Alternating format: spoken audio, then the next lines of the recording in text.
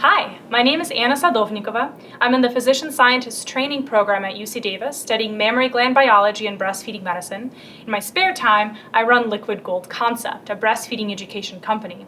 Through LiquidGoldConcept, we make lactation simulation models, or LSMs, and our LSMs are designed to teach parents and health providers how to improve, prevent, or manage over 25 common prenatal and postpartum breast and breastfeeding-related concerns.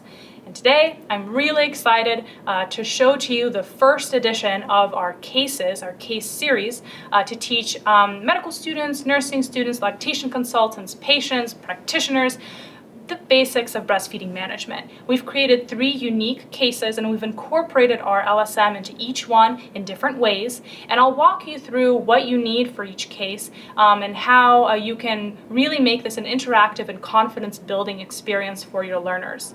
Moving forward, we'd really love your feedback. This is our first time creating these case and clinical scenarios, so any advice or feedback you have on our cases, on the interaction, on the experience would be really helpful because we're looking forward to making more of these and really improving the breastfeeding medicine education in the United States and around the world. Thank you.